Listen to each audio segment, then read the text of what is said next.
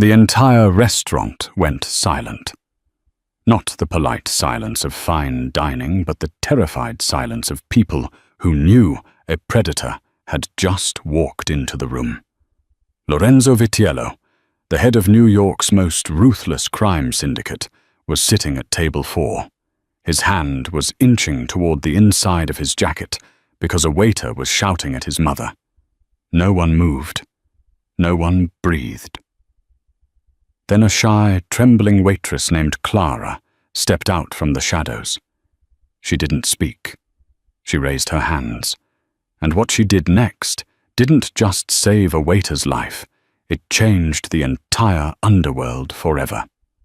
But no one knew that Clara was hiding a secret far more dangerous than the gun tucked in Lorenzo's belt.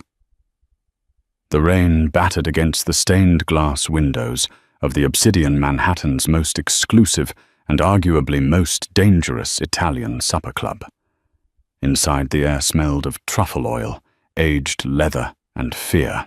Clara Evans adjusted her apron, keeping her head down as she polished wine glasses behind the mahogany bar. She was 23, with hair the color of dried wheat, pulled back into a severe bun, and a uniform that hung loosely on her thin frame. To the wealthy patrons of the Obsidian, she was furniture.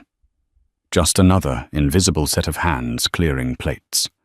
And she preferred it that way. Invisibility was safe.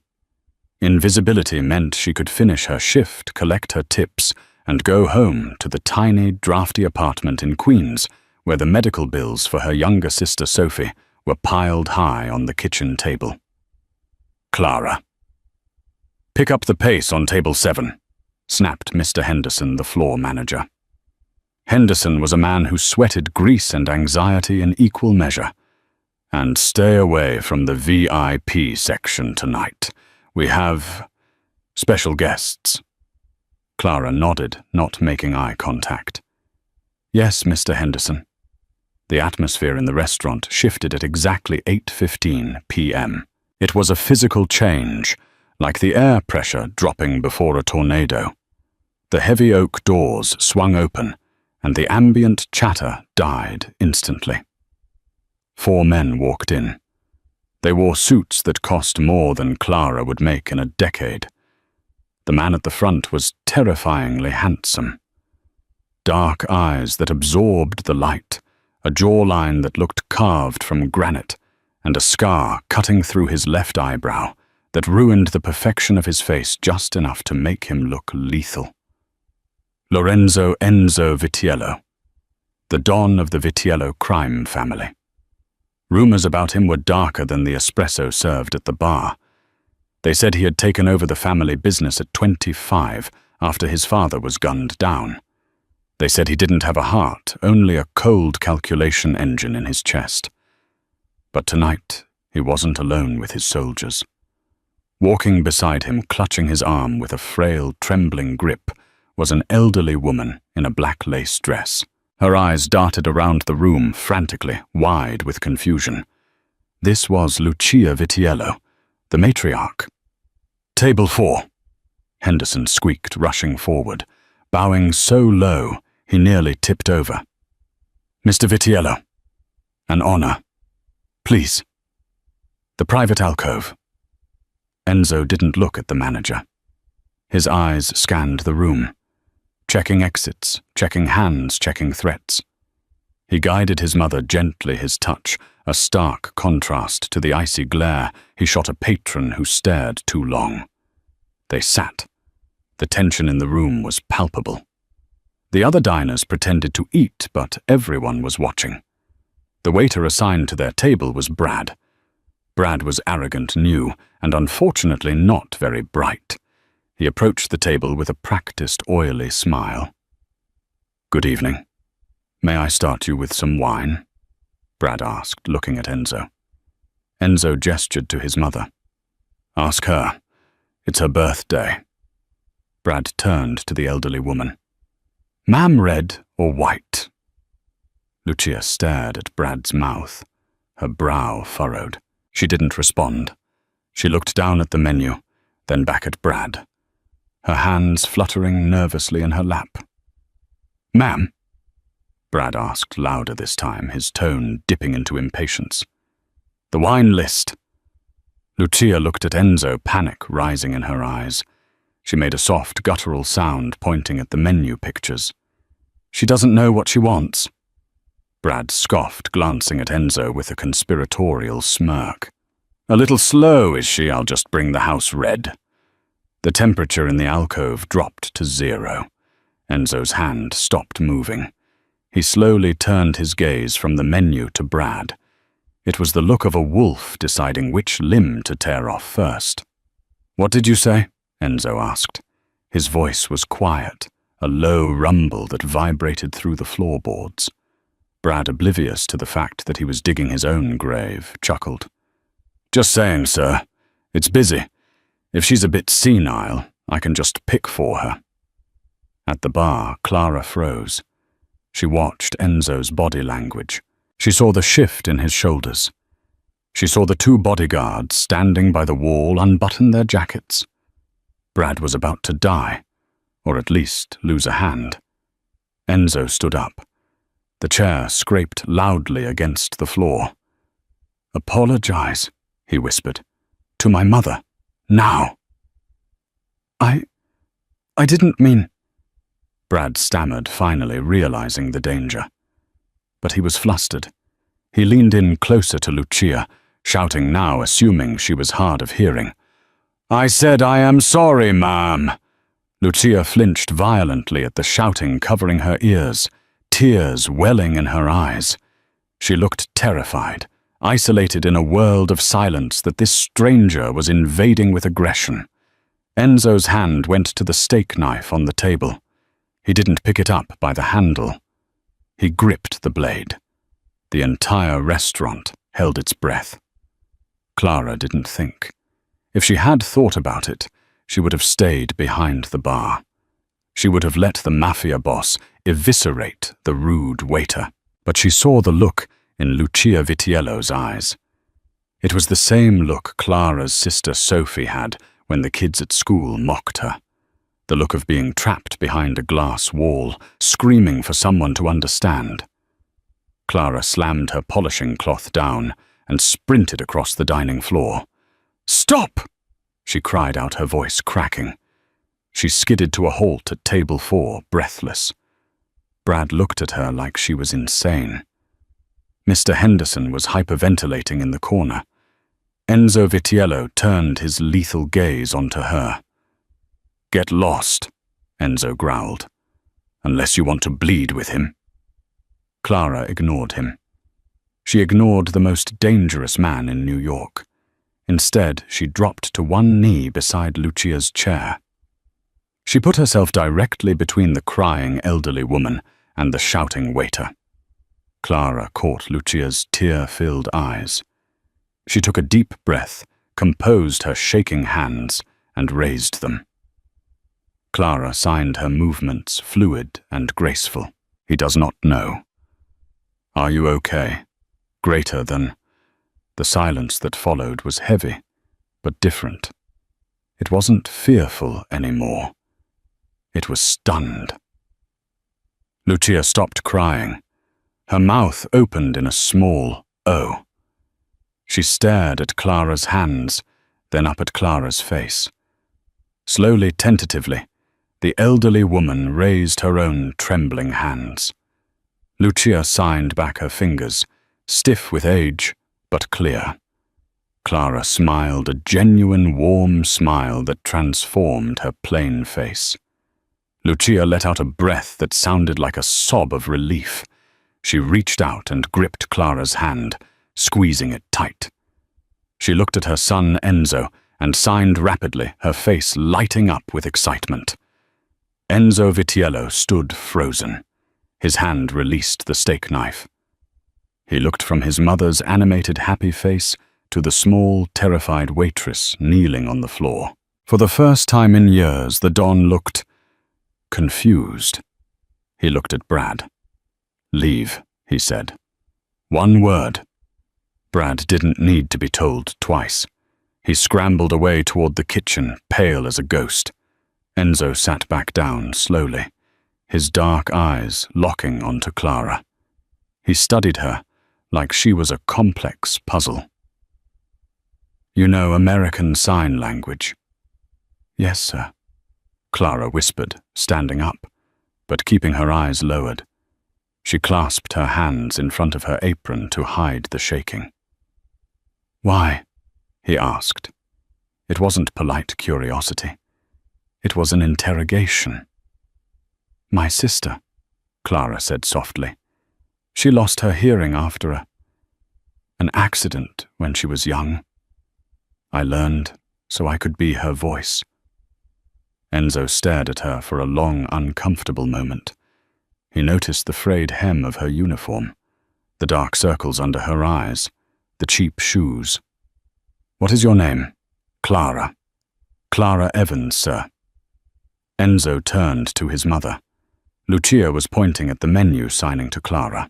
"And tell him I want the red wine, but the sweet one from the south of Italy, not the dry one." Clara nodded and translated for Enzo. "She would like the Polo al Limone and a Primitivo di Manduria. Sweet red." Enzo signaled the sommelier with a flick of his finger. "Bring the bottle. The 2015 vintage." He turned back to Clara. "You will serve us tonight. Only you." "Sir, I'm actually the bartender. I don't usually wait on. I didn't ask what you usually do." Enzo cut in his voice, smooth as velvet, but hard as steel. "I said you will serve us, and you will sit with my mother until the food arrives. She has not spoken to anyone outside the family in all 10 years. Clara swallowed hard. "Sit with them." At the table that was against every rule in the restaurant handbook, she looked toward the hall. The kitchen door where Mr. Henderson was peeking out, looking terrified. He frantically nodded at her to obey. "Yes, sir," Clara said. She pulled up a chair. As she sat, she felt the weight of Enzo's gaze on the side of her face. He wasn't watching his mother anymore. He was watching her. He was watching the way her fingers danced in the air, the way his mother laughed, a sound he hadn't heard since his father died. But Clara didn't know that Enzo Vitiello didn't believe in coincidences. A waitress who just happened to know fluent ASL, appearing exactly when his mother was distressed. In his world, that was usually a setup. As Clara laughed at something, Lucia signed. Enzo reached under the table and tapped a message on his phone to his head of security, a man named Dante waiting outside. "Run a background check on Clara Evans. Deep dive. I want to know who she owes money to, who she sleeps with, and who sent her here. No one gets this close to my mother by accident." Clara thought she had saved the night. She didn't realize she had just walked into the center of a target. "So Clara," Enzo said, pouring a glass of water and sliding it toward her, his voice deceptively casual. "Tell me about this accident your sister had." Clara froze. The sign for happiness died on her hands. She looked at Enzo, and for a second the shy waitress mask slipped, revealing a flash of pure, cold panic. "It was a long time ago," she stammered. "Just a car accident." Enzo saw the lie. He saw the panic. "Got you," he thought. The rain had turned from a drizzle into a deluge by the time Clara's shift ended at 2 a.m. Her feet throbbed in her worn-out sneakers as she pushed open the heavy back door of the Obsidian and stepped into the alleyway. The encounter with Enzo Vitiello and his mother felt like a fever dream, something too strange to be real. But the $300 tip left under the empty wine glass was very real. It was tucked securely in her bra, the safest place she knew. That money meant antibiotics for Sophie. It meant heating for another week. Clara pulled her thin hood up and began the trek to the subway. She stuck to the shadows, her eyes scanning the street. In her neighborhood, you learned to walk without sound to disappear against the brickwork. She didn't notice the black SUV idling 3 blocks down. But Enzo Vitiello did. He was sitting in the back seat of his own armored sedan, parked just around the corner, watching the feed from a drone hovering silently above the streetlights. "Report," Enzo said, his voice flat. In the front seat, Dante, a man built like a tank with a tablet glowing in his hands, swiped through a digital file. "Clara Evans. Father was Michael Evans, a degenerate gambler. Died 2 years ago in prison. Mother left when the kids were small. Clara raised the sister, Sophie, alone." Dante paused, tapping the screen. "Here's the kicker, boss. The sister didn't lose her hearing in a car accident. 4 years ago, Michael Evans borrowed 50 grand from Sal Marone. He couldn't pay. Marone's enforcers paid the house a visit. They beat the father, and one of them threw the little girl, Sophie, down a flight of stairs. Fractured skull, permanent auditory nerve damage." Enzo's jaw tightened. Sal Marone. The head of the rival family that controlled the docks. The man Enzo had been trying to dismantle piece by piece for 5 years. "Does she still owe?" Enzo asked. The father's debt passed to her. With Marone's interest rates, she owes nearly 80 grand. She pays them every week just to keep them away from Sophie. That's why she works 3 jobs. Enzo looked out the window at the small figure of Clara, trudging through the rain. She wasn't a spy. She was a victim of the same parasite Enzo was trying to exterminate. "Boss," Dante said, his voice dropping an octave. "Look at the monitor." On the screen, a beat-up sedan screeched to a halt next to Clara. 2 men jumped out. Enzo recognized them immediately. Marone's bottom feeders. "Go," Enzo ordered. "Now." On the street, Clara's heart hammered against her ribs. One of the men, a guy with a broken nose named Rick, grabbed her arm, twisting it painfully behind her back. "You're late on the payment, Clara," Rick hissed, his breath smelling of stale beer. "I have it," Clara gasped, struggling. "I have money. I just got a big tip." "Interest went up." The second man laughed, rifling through her pockets. He found her phone and smashed it on the pavement. "Sal says you're holding out on us. Maybe we should pay Sophie a visit tonight. See if she bounces down the stairs as good as she did last time." "No," Clara screamed, kicking out. Her boot connected with Rick's shin, but he just laughed and shoved her hard against the brick wall. Her head cracked against the masonry stars exploding in her vision. "Grab her," Rick said. "Sal wants to have a little chat about—" The sentence was never finished. A sleek black car roared into the alley, blocking the exit. The headlights blinded them. Before the goons could react, the doors flew open. Dante was out first, moving with terrifying speed for a big man. He clotheslined the second goon, sending him flipping onto the wet asphalt. Rick reached for the gun in his waistband, but a hand clamped over his wrist. A hand that felt like an iron vice. Rick looked up into the cold, dead eyes of Enzo Vitiello. "You touched her," Enzo whispered.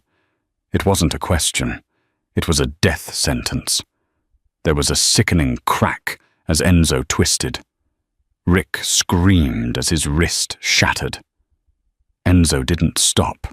He drove a knee into Rick's gut, doubling him over, then threw him into a pile of garbage bags like a discarded toy. "Tell Marone," Enzo said, looking down at the groaning men, "that her debt is bought. She belongs to the Vitiello family now. If I see either of you near her or her sister, I will peel your skin off while you're still awake. Understand?" The men scrambled up, terrified, clutching their injuries, and ran into the night. Clara slid down the wall, shaking violently. The adrenaline was fading, replaced by the throbbing in her head, and the icy realization of who was standing in front of her. Enzo turned to her. The monster who had just broken a man's bones vanished, replaced by the stoic gentleman from the restaurant. He took off his suit jacket, Italian silk worth thousands, and draped it over her wet, shivering shoulders. "Get in the car, Clara." I can't," she stammered, clutching the jacket. "I have to get home to Sophie. She's alone." "You aren't going home," Enzo said, opening the rear door. "Marone knows where you live. It's not safe anymore. We are getting your sister. Tonight." "What?" "No, I can't go with you." She couldn't say it. "You're the Mafia." Enzo leaned in his face, inches from hers. She could smell rain and expensive cologne. "I am the only thing standing between your sister and the men who hurt her. Get in the car." Clara looked at his eyes. They were dark, dangerous, but there was no deception in them. She thought of Sophie alone in the apartment waiting for her. She got in the car. The Vitiello estate wasn't a house. It was a fortress disguised as a palace. Located in the rolling hills of upstate New York, surrounded by 10-foot walls and patrolled by men with German shepherds, it was a world away from Clara's queen's apartment. Clara sat in the grand library, her hands wrapped around a mug of hot chocolate that a silent maid had brought her. Beside her on the velvet sofa sat Sophie. Sophie was 16, with big, expressive eyes that were currently wide with wonder. She was signing rapidly to Clara. Clara signed back, her movements sharp with anxiety. The double doors opened and Enzo walked in. He had changed out of his suit into a black cashmere sweater and dark trousers. It made him look less like a boss and more like a man, which somehow made him more dangerous. He wasn't alone. Lucia Vitiello was with him. When Lucia saw Clara, her face lit up. She hurried across the Persian rug, bypassing her son, and took Clara's hands. Clara couldn't help but smile. Lucia turned to Sophie. The older woman's eyes softened with recognition. She tapped Sophie's shoulder gently. Lucia signed. Sophie looked at Clara for permission. Clara nodded. Sophie signed back. Lucia clapped her hands, silently laughing. She gestured for Sophie to follow her to a table filled with pastries. Within seconds, the deaf matriarch of the crime family and the teenager from Queens were deep in a silent conversation about chocolate eclairs. Enzo watched them leaning against the heavy oak desk. He looked at Clara. "You lied to me," he said softly. Clara stood up, walking over to him so her sister wouldn't see the fear on her face. "I didn't know who you were at first, and when I did, well, people like you don't usually help people like me without a price." "There is always a price," Enzo agreed, but tonight the price was Rick's wrist. "Why?" Clara asked, searching his face. "Why bring us here? Why pay off Marone? That's $80,000. Pocket change." Enzo dismissed. He crossed his arms. "But you're right. I don't run a charity. I have a proposition for you." Clara stiffened. "I won't do anything illegal, and I'm not that kind of girl." Enzo's lips twitched almost a smile. "Get your mind out of the gutter, Clara. I have plenty of women who would throw themselves at me. I don't need to buy a waitress." He gestured toward his mother, who was currently teaching Sophie how to properly hold a teacup. "My mother," Enzo said, his voice lowering, revealing a crack in his armor. "She has been isolated since her stroke 10 years ago took her hearing and her speech. She refuses to learn from tutors. She doesn't trust outsiders. She thinks they mock her. But she trusts you." Clara looked back at Lucia. She saw the loneliness in the older woman's posture, the way she clung to Sophie's attention. "I need a companion for her," Enzo continued. "Someone who can translate someone, who can make her feel human again. You live here, in the guest wing. You, your sister. I cover your expenses. I cover Sophie's medical bills, real doctors, not the hacks you've been seeing. I pay off your debt to Marone completely." Clara felt the room spin. It was the answer to every prayer she had ever whispered into the dark, but it was a deal with the devil. "And in return," she asked, "in return you belong to the Vitiello family. You don't leave the estate without a guard. You don't talk to anyone from your old life. And you are at my mother's beck and call, 24/7. "So I'm a prisoner," Clara said. "You're an employee with high security clearance," Enzo corrected. "But yes, once you are in, there is no out. Marone will kill you if you go back to Queens now just to spite me. This is the only safe place for you." Clara looked at Sophie. For the first time in years, Sophie looked safe. She was eating a pastry, laughing at something Lucia had signed. There was color in her cheeks. If Clara said no, they would be back on the street, hunted by Marone's goons. If she said yes, she sold her freedom to Enzo. She looked up at the Mafia Don. He was watching her with an intensity that made her skin prickle. "I have one condition," Clara said. Enzo raised an eyebrow. "You're in no position to negotiate, but go on. Sophie goes to the best school for the deaf in the state. Private driver, no homeschooling. She needs a life, not just a cage." Enzo stared at her for a long moment. He stepped closer, invading her personal space. He reached out his fingers, brushing a stray lock of hair behind her ear. His touch was electric. "Done," he said. "Welcome to the family, Clara." Life at the Vitiello estate fell into a rhythm that was disturbingly comfortable. 3 weeks had passed. Clara was no longer wearing a grease-stained uniform. Her closet was filled with clothes Lucia had insisted on buying for her soft cashmeres, tailored trousers, silk blouses. She spent her days with Lucia.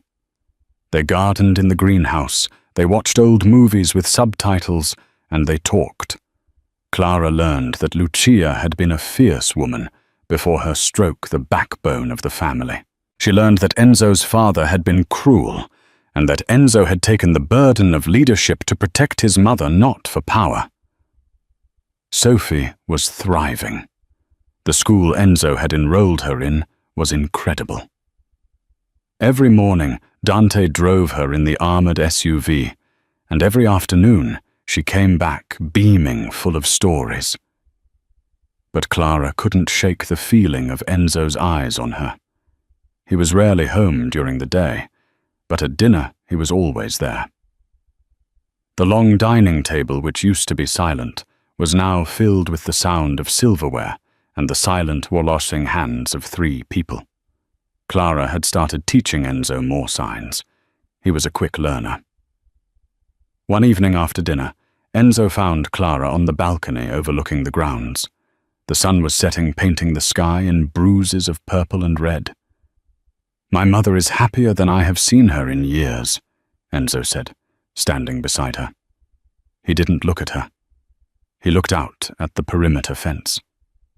"She's a wonderful woman," Clara said. "She just needed someone to listen." "I tried," Enzo said, his voice heavy. "But I remind her of the violence. I remind her of the life that took her hearing. You are innocent."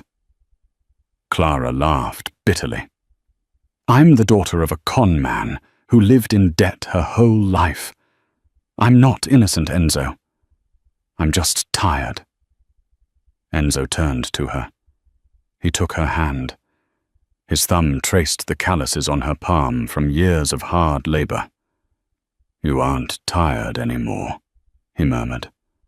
I told you, I take care of what is mine. What is mine? The words hung in the air. Clara's breath hitched. She looked up at him. The attraction between them had been a slow burn, a fire stoked by stolen glances and shared protectiveness over Lucia and Sophie. Enzo leaned in. Clara didn't pull away. Suddenly, Dante burst onto the balcony, his gun drawn. "Boss, get down!" Enzo shoved Clara to the ground, covering her body with his own, just as a bullet shattered the glass door where they had been standing a second ago.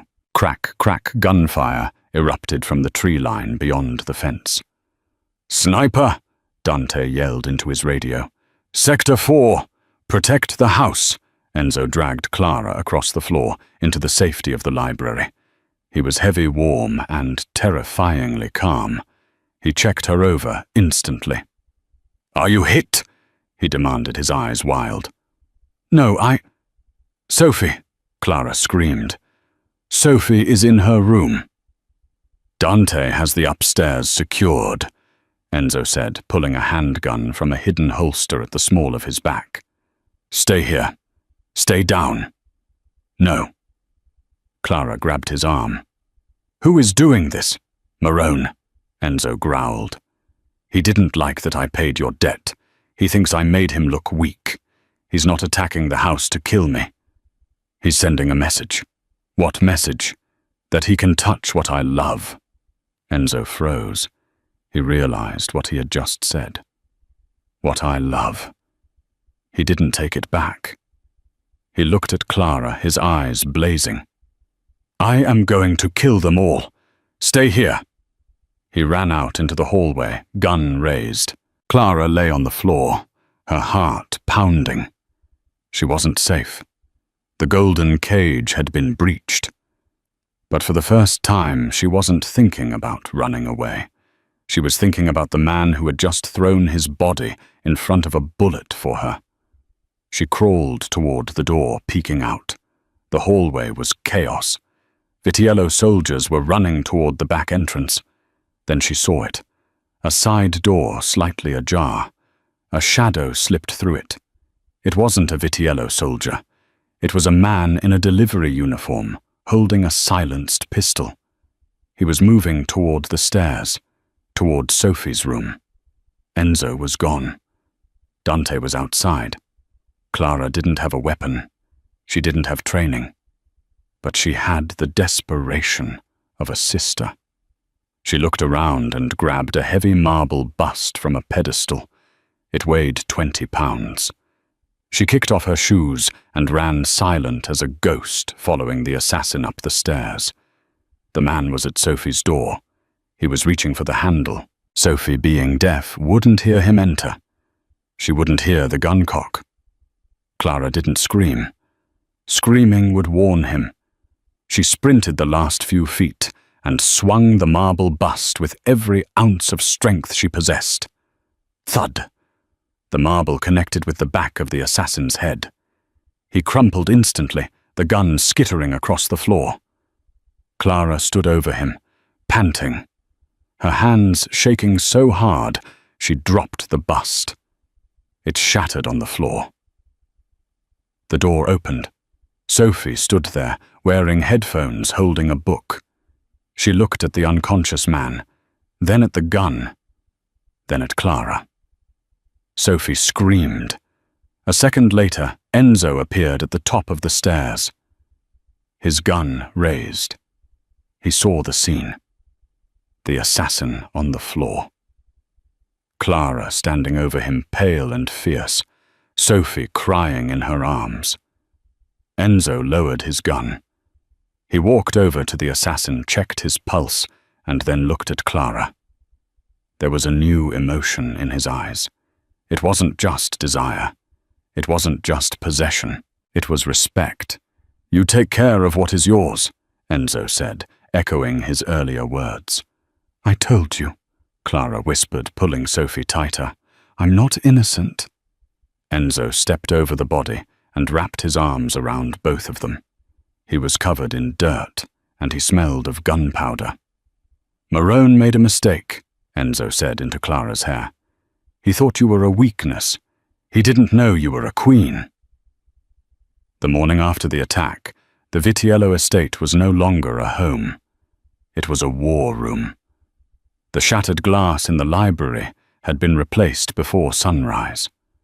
The blood on the stairs had been scrubbed away, but the stain on Enzo's pride remained.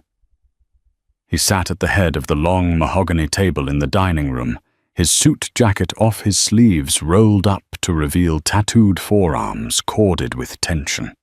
Around him sat his 5 capos, the lieutenants who ran the boroughs of New York, and in the corner, sitting quietly with a notepad, was Clara. Normally a civilian, especially a woman, would never be allowed in a sit-down, but after Clara had cracked a marble bust over an assassin's skull. The men looked at her with a wary deference. She wasn't just the help anymore. She was the woman who had protected the boss's house. Marone didn't act alone, Enzo said, his voice low and dangerous. He knew the shift change of the perimeter guards. He knew exactly which room Sophie was in. "We have a rat." The room went deadly silent. The capos looked at each other with suspicion. To be called a rat was a death sentence. "Dante," Enzo barked. "What did you get from the assassin's phone?" Dante, standing by the door with a bandage on his forehead, stepped forward. "Burner phone, boss. Encrypted. But we retrieved one deleted draft message. It said, 'The girl is the weakness. Strike tonight.'" Enzo's fist hit the table, making the china rattle.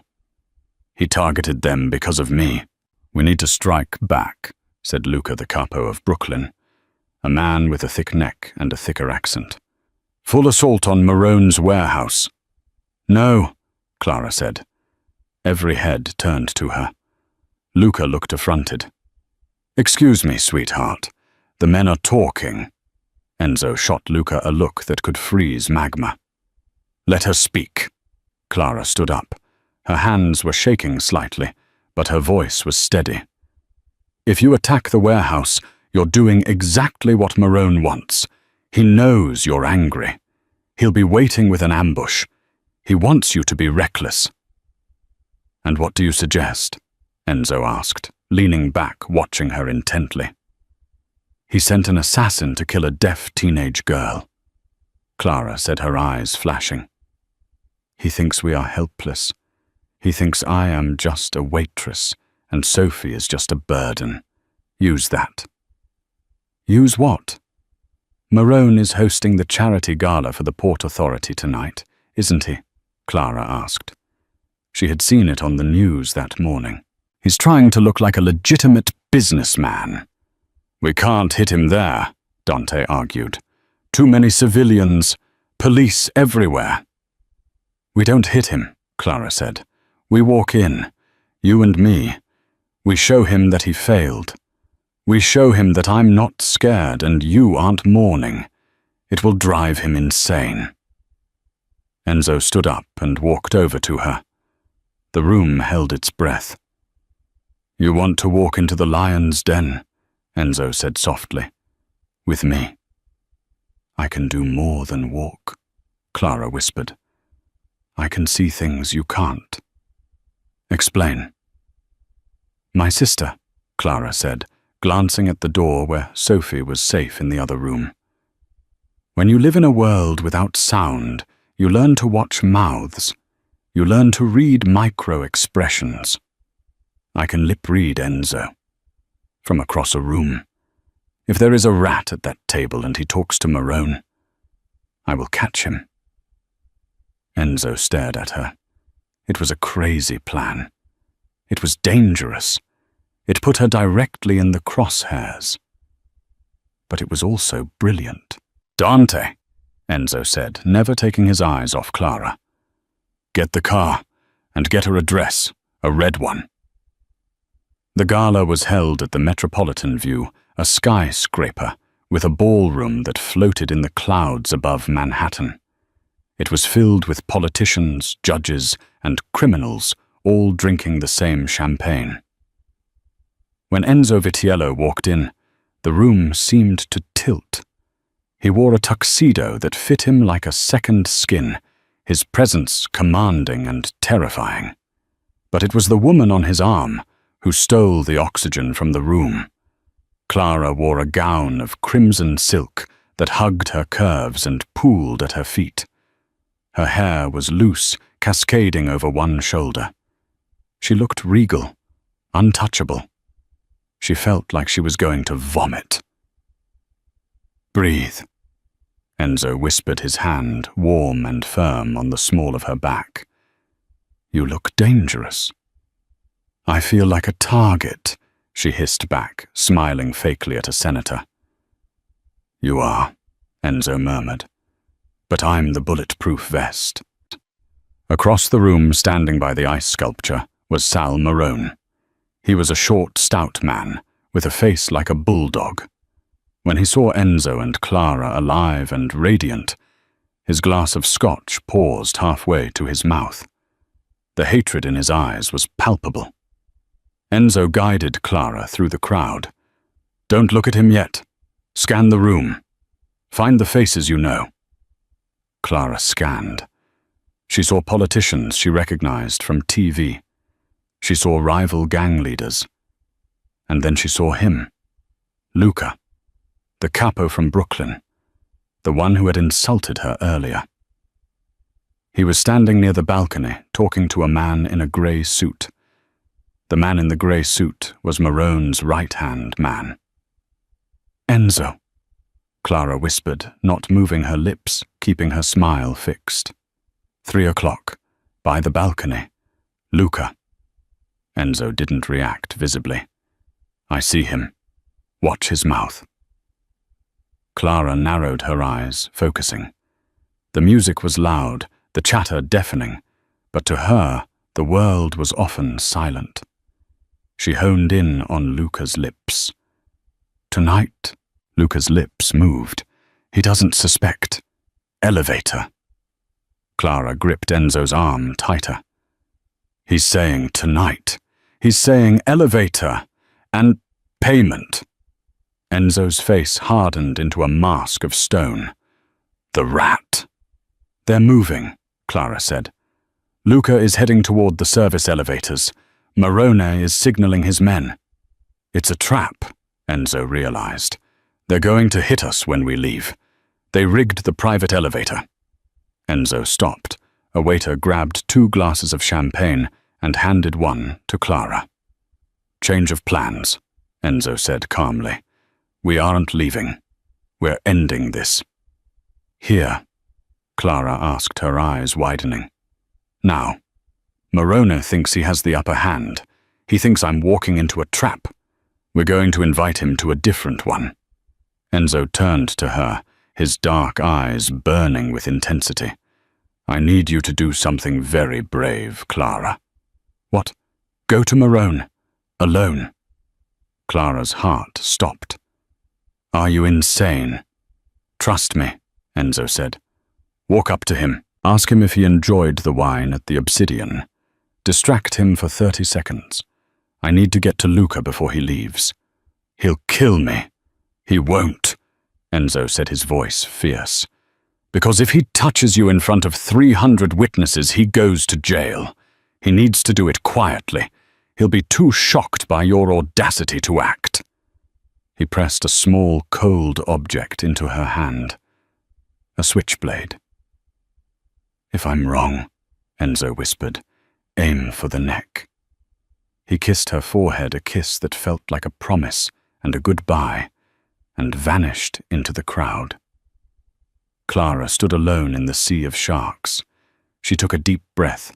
She thought of Sophie. She thought of the way Enzo had looked at her. She straightened her spine, smoothed her red dress, and walked straight toward the man who wanted her dead. The atmosphere inside the Metropolitan Ballroom was thick enough to choke. Sal Marone was not just a criminal. He was a man who thrived on the theater of power.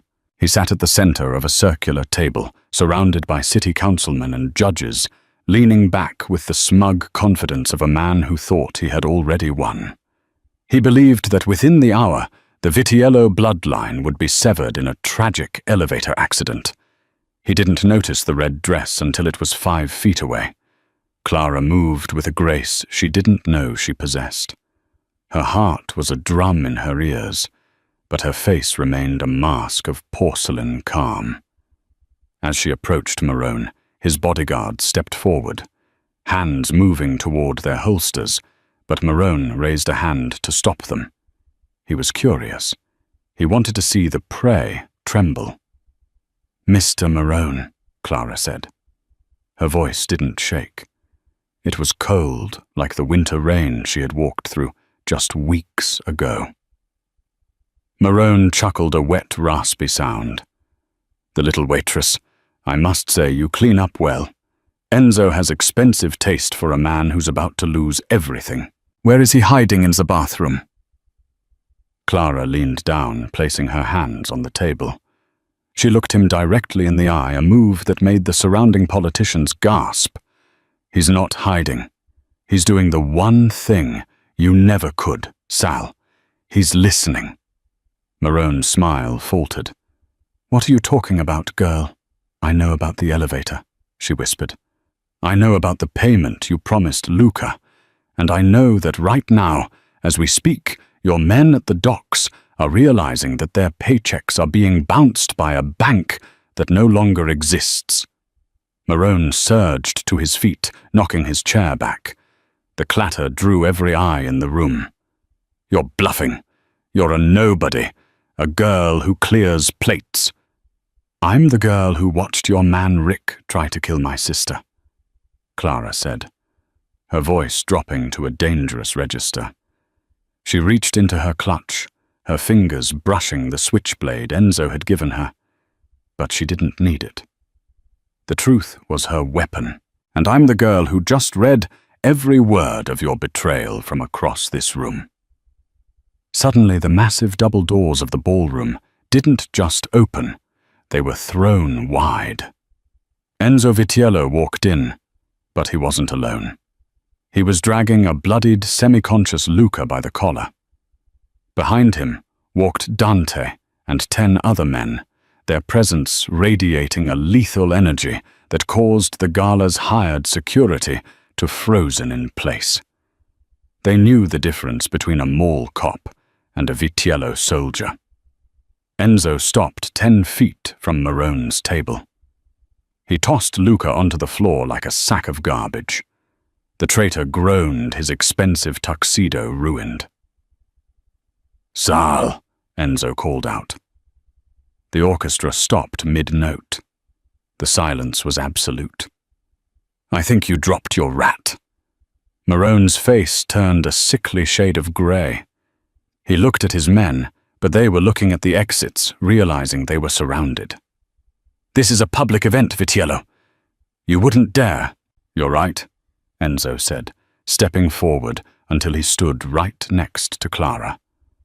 He draped an arm around her waist, pulling her flush against his side. It was a declaration of ownership and protection. "I won't kill you here. I don't want to ruin the carpet. But the men you sent to my house, the ones who tried to hurt a deaf child." Enzo leaned in his voice, carrying to the back of the room. "They didn't make it to the police station, Sal, and neither will your empire." Dante stepped forward, holding up a tablet. "Boss, the transfers are complete. Marone's offshore accounts in the Caymans empty.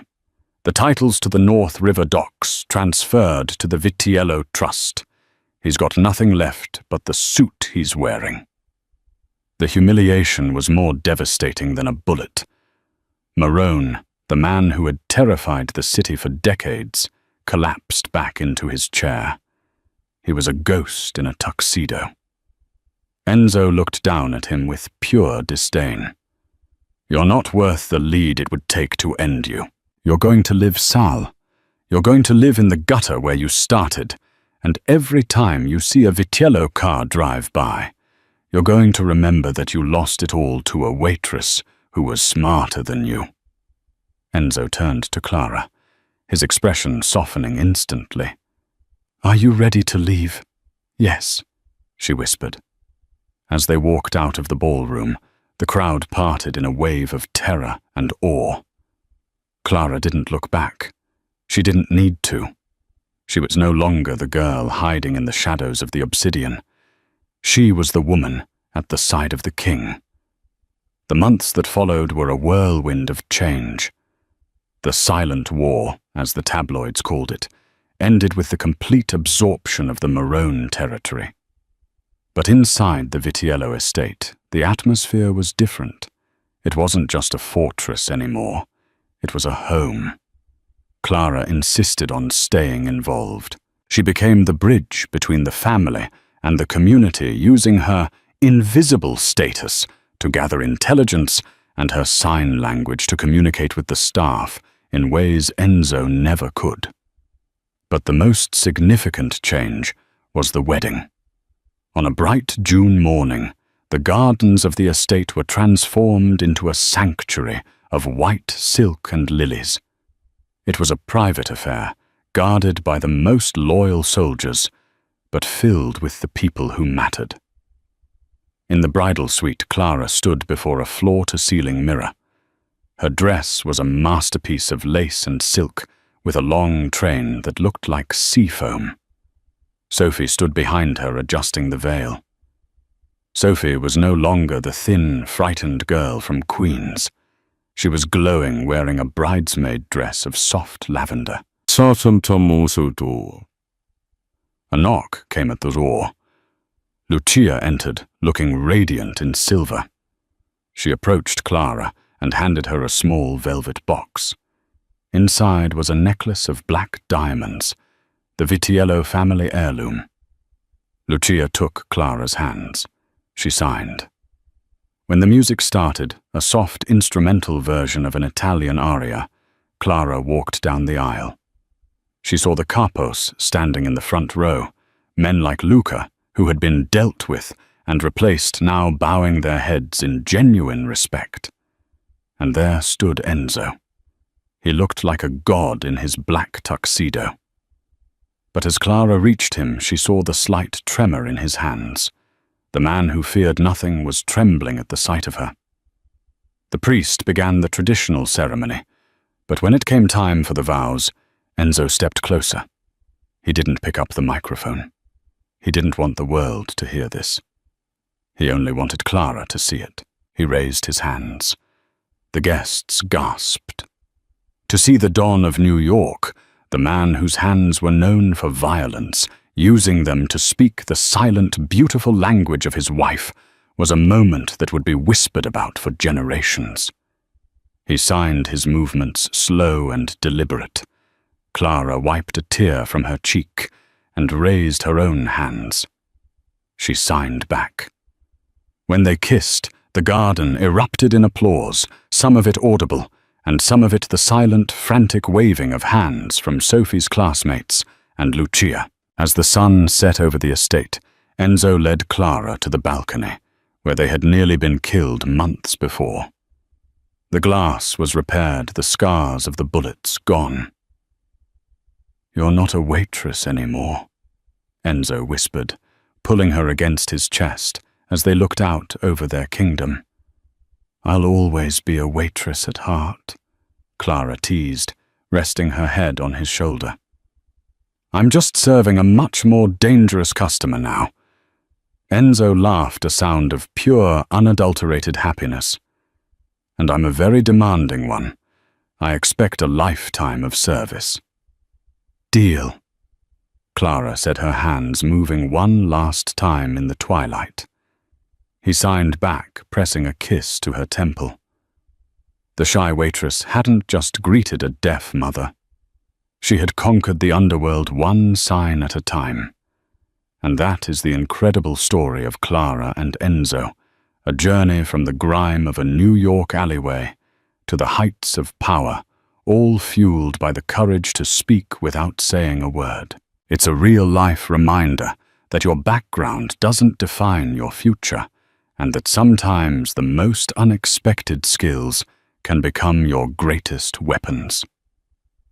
Clara proved that empathy is a force of nature, and Enzo proved that even the coldest heart can be melted by the right kind of fire. If you loved this story and want to see more high-stakes romance and mafia drama, make sure to hit that like button and tell us your favorite part in the comments. Share this video with your friends who love a good underdog story, and most importantly, subscribe to the channel and turn on all notifications. We have many more epic tales of love, betrayal, and secrets waiting for you. Thank you for being part of our storytelling family. We'll see you in the next video.